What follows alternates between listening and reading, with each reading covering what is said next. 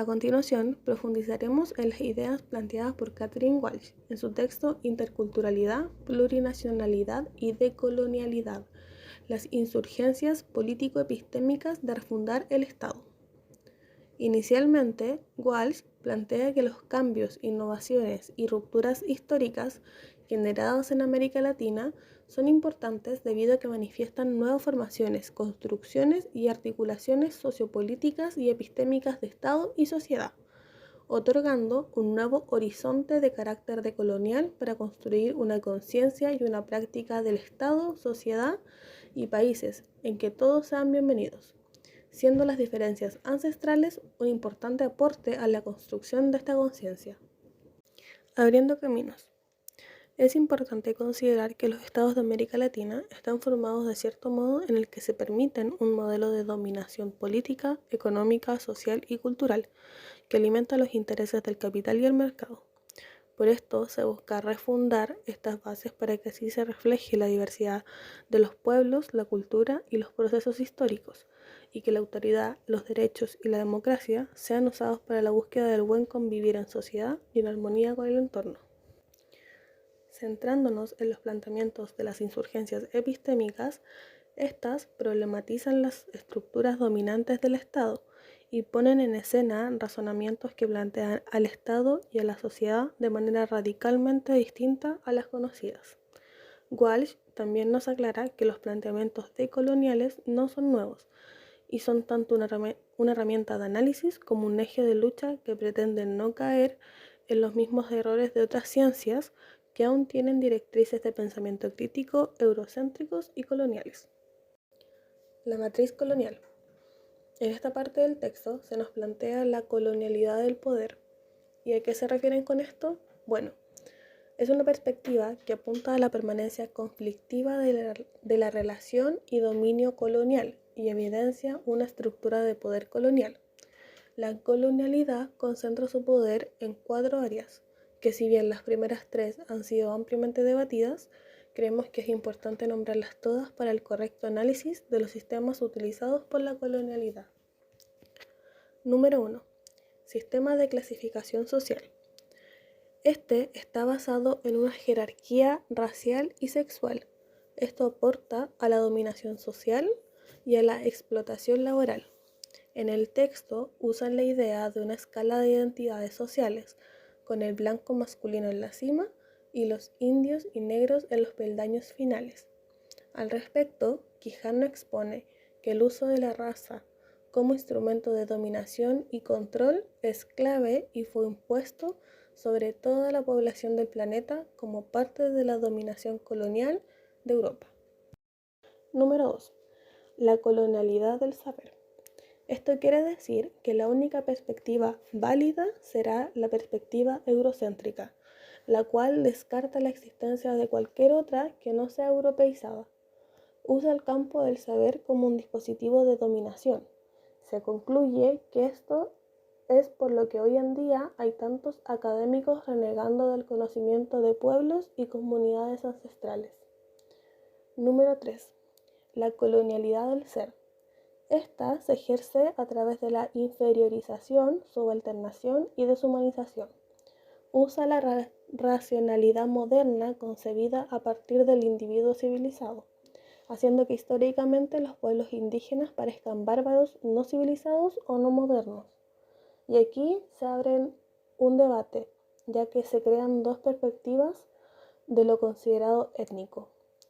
Lo primero propone que el derecho del reconocimiento y separación es necesario, y el segundo alega que al ser reconocido como seres étnicos en una categoría especial, otorgando derechos específicos, puede perpetuar la colonialidad, debido a que se les seguiría distinguiendo como un grupo aparte, dando espacio al etnoturismo y a su vez a la folclorización y exotización de los pueblos y comunidades indígenas. Número 4. Colonialidad de la madre naturaleza y la vida misma. Sus bases se encuentran en la división binaria de naturaleza-sociedad, descartando lo mágico, espiritual y social, incluyendo el de los ancestros, lo que da sustento a los sistemas integrales de vida y humanidad misma, separando la relación entre mundo biofísico, humano y espiritual. Este eje de la colonialidad ha pretendido acabar con toda la base de la vida de los pueblos indígenas y afrodescendientes. Explota y controla la naturaleza desde estos fundamentos, resaltando el poder del individuo moderno y civilizado. Esta organización de la colonialidad ha estructurado las sociedades latinoamericanas del sur, dando un marco hegemónico para la vida en sociedad, formando un carácter uninacional en donde la naturaleza de las instituciones sociales y políticas es monocultural, un modelo civilizatorio asumido por los grupos dominantes e impuesto al resto de la comunidad. Así es como prevalecen los conflictos generados por la colonia y difícilmente esto va a cambiar sin transformar radicalmente las estructuras funcionales y organizativas del Estado y sociedades nacionales. Es este el problema que se expone en esta primera parte del texto, donde la plurinacionalización e interculturalidad son respuestas eficientes, propuestas, procesos y proyectos de la decolonialidad. Los nexos interculturalidad, plurinacionalidad y decolonialidad. Se señala que la interculturalidad aún está por construir y requiere una transformación radical de las estructuras y relaciones sociales. A diferencia del multiculturalismo, la interculturalidad no busca simplemente incorporar lo diferente dentro de las estructuras existentes, sino que implica una reconfiguración de las estructuras coloniales del poder. Se enfatiza que la interculturalidad es un proceso en constante construcción y negociación, donde las diferencias culturales tienen la oportunidad de aportar desde su diferencia a la creación de nuevas comprensiones y colaboraciones. Además, se menciona el concepto de plurinacionalidad, que reconoce la existencia de múltiples pueblos y nacionalidades indígenas y afrodescendientes conviviendo con otros grupos en un país. La plurinacionalidad se representa como una alternativa al enfoque uninacional y busca superar las visiones unitarias y excluyentes del Estado-nación. Se plantea la necesidad de políticas concretas que promuevan la equidad y la justicia social para los grupos históricamente excluidos, así como el reconocimiento y valoración de las diferencias ancestrales. El texto explora la diferencia entre la interculturalidad, pluriculturalidad y multiculturalismo, y destaca la importancia de la interculturalidad y plurinacionalidad como elementos centrales en la transformación social y la lucha nacionalizar y descolonizar de las nuevas constituciones ecuatorianas y bolivianas. Por primera vez en América del Sur hay dos estados, los cuales son Ecuador y Bolivia, que recientemente se definen como plurinacionales e interculturales. La interculturalidad se refiere a la presencia e interacción equitativa de diversas culturas y a la posibilidad de generar expresiones culturales compartidas a través del diálogo y del respeto mutuo. En cambio, un Estado plurinacional implica la existencia de múltiples comunidades políticas y una asimetría constitucional. El uso de esto ayuda a evitar la división de sociedades en estados o, en este caso, en países. Son estos caminos, como veremos a continuación, que no solo superan el multiculturalismo y las políticas de inclusión anteriormente vigentes, parte del constitucionalismo multicultural y la nueva lógica multicultural del capitalismo multitransnacional, con su forma perspectiva de la reforma basada en lo que podría ser el Estado para los pueblos y nacionalidades indígenas, y en menor medida para los afrodescendentes dentro de la actual estructura uninacional, sino que también construyen otros referentes radicalmente distintos para pensar y construir estados y sociedades para el país en su conjunto. En el caso de la nueva Carta Política Boliviana, el accionar de este cambio se centra primeramente en la plurinacionalización, en un refundar concebido desde y con la relación a la mayoría indígena que pretende hacer resaltar y respetar la pluralidad económica, social, jurídica, política y cultural, y reorganizar la estructura institucional desde y con relación a elementos que dan una nueva centralidad. Pero tenemos que resaltar que este caso no es para pedir una exclusividad a los pueblos originarios, o sea, estos pueblos indígenas.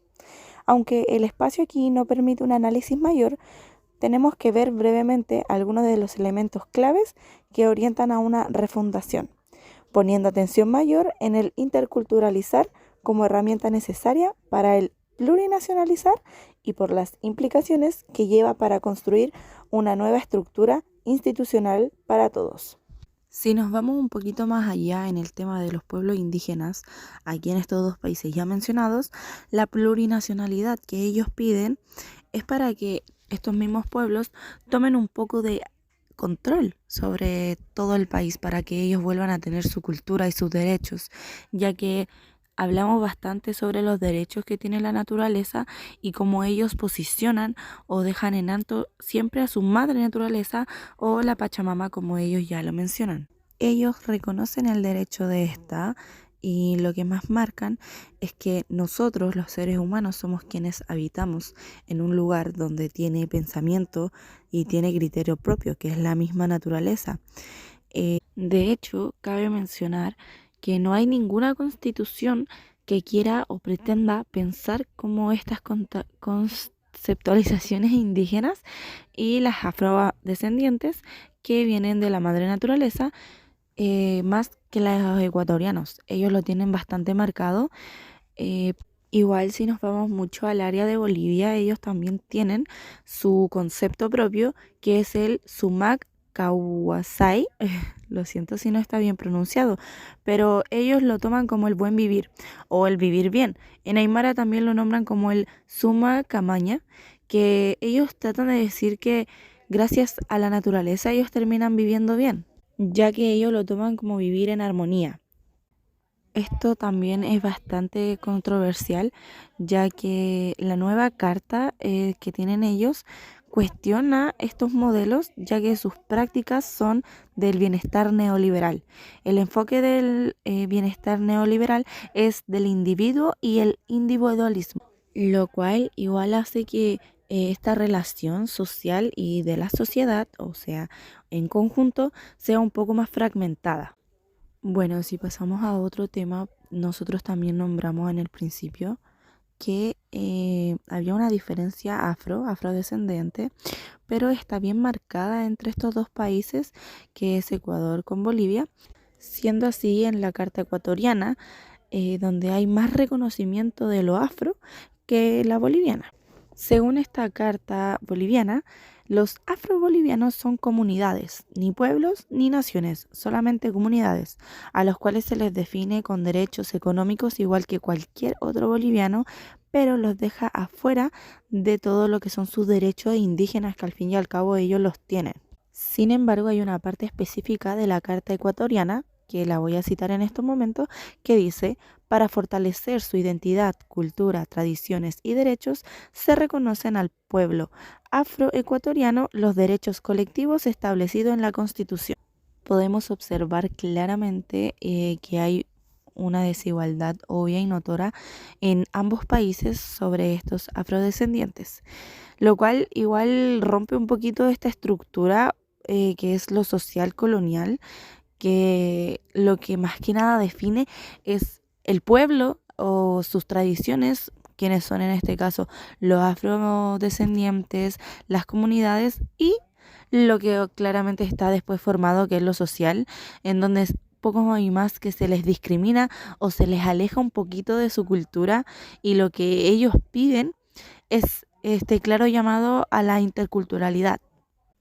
Claramente está bien marcado igual este tema de las identidades sociales, donde se les clasifica jerárquicamente más abajo que todos los demás blancos, por así decirlo, que está bastante marcado en todas las cartas y en todas las constituciones. Cerrando un poquito el tema, tenemos que mencionar que dentro de todo este mundo andino entre ambos países, no sacando ninguno, hay una estructura históricamente que ha silenciado invisibiliza a estos pueblos afrodescendientes, y ellos no pueden alzar su voz o ser visibilizados, ya que ellos pertenecen subordinados durante años ante estos pueblos o naciones originarias indígenas.